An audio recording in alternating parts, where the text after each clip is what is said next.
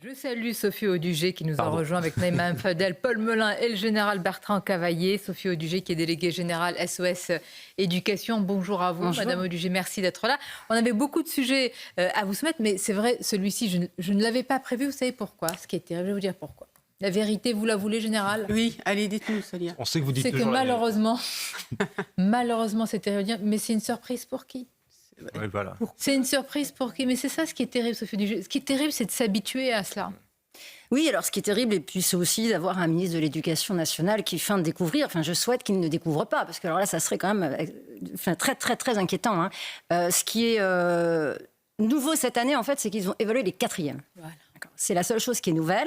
L'année dernière, j'étais venue sur vos plateaux, donner les résultats, les vrais résultats, parce que souvent on manipule quand même les résultats à l'Éducation nationale, parce que c'est des résultats qui proviennent de l'ADEP, hein, donc qui est la structure qui étudie ces données-là tous les ans.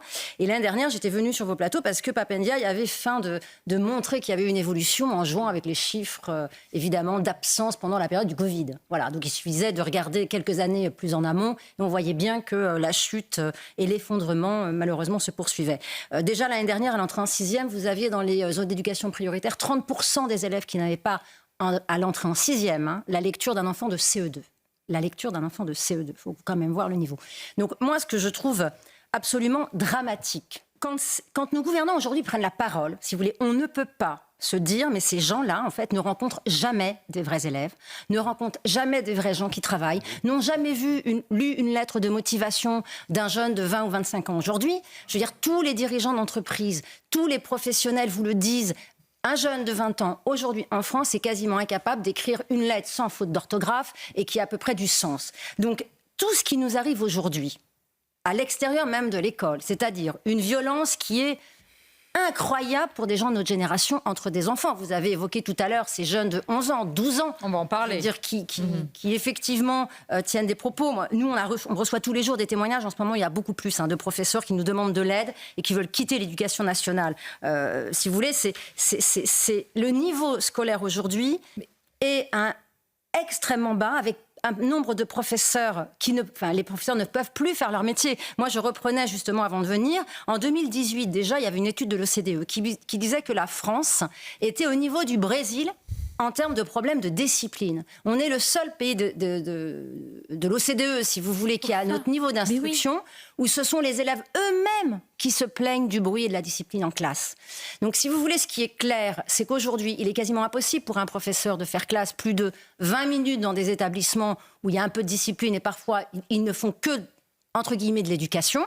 Et le problème est là quand Gabriel Attal dit on va rajouter des heures de français, des heures de mathématiques, mais ça ne sert à rien. Tout le monde le sait depuis 10 ans en fait.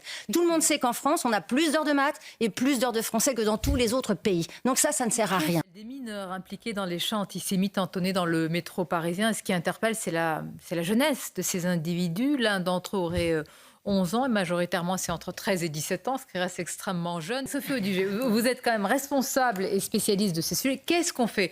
On prend le mammouth, puisque c'est comme ça qu'on l'appelle, l'éducation nationale, et on le renverse complètement à l'envers? Alors déjà, je voudrais quand même revenir sur un point, parce qu'on a évoqué tout à l'heure ce que peut l'école.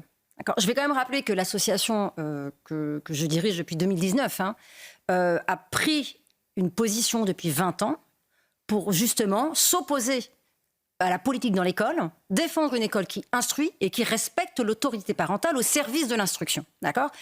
Notre association a été totalement diabolisée, alors qu'elle n'a elle est totalement apolitique et aconfessionnelle. Ah, vous avez dit extrême droite et tout cela depuis des années.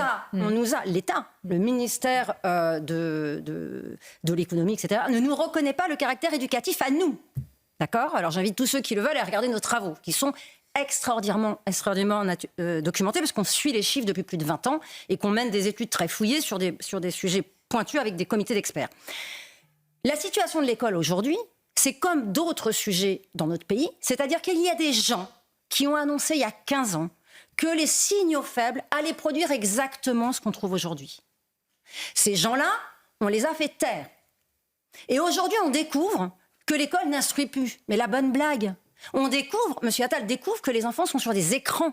Mais je veux dire, Michel Desmurger a fait un livre en 2018 où il disait Oui. que l'équivalent à 8 ans, à 8 ans, un enfant avait passé l'équivalent de 460 heures de travail assidu pour devenir un violoniste très doué. Si vous voulez, c'est l'équivalent, ils ont 8 ans. Mais dans tous les pans de notre société, on a fait ça. Georges Bensoussan, ça fait combien le livre sur les territoires Oui, mais les perdus? parents, Sonia, on dit les parents. Non, mais attendez, pardon, mais à l'époque où l'école a décidé d'instruire, elle a mis en place ce qu'on a appelé un sanctuaire. C'est-à-dire que les parents faisaient leur boulot d'éducation et l'école, elle l'instruisait. Et quand elle instruisait, le parent qui venait essayer d'expliquer au prof comment il fallait qu'il instruise, le prof lui disait... Ça, c'est mon boulot. Vous sortez et vous vous occupez d'éduquer. C'est-à-dire que quand vous accueillez des élèves à l'époque, on arrivait en classe, on s'asseyait, on se levait quand le prof arrivait, on saluait le prof, on posait nos vêtements. Regardez aujourd'hui les élèves, ne serait-ce qu'en primaire, en CP, des élèves qui s'assoient à la limite sur la table, qui n'enlèvent pas les blousons, qui sont avec des capuches. Enfin, faut voir la réalité du système d'enseignement. Donc la solution, Sonia, je suis désolée, parce qu'on est allé trop loin dans les excès, elle sera radicale. Et c'est-à-dire qu'il faut arrêter de se surprendre de trucs que tout le monde sait depuis 15 ans. Radical, c'est-à-dire qu'on revient à un système d'instruction strict, comme il se fait dans certains établissements scolaires, qui sont lesquels, Sonia ? Ceux qui obtiennent les meilleurs résultats. Certains professeurs.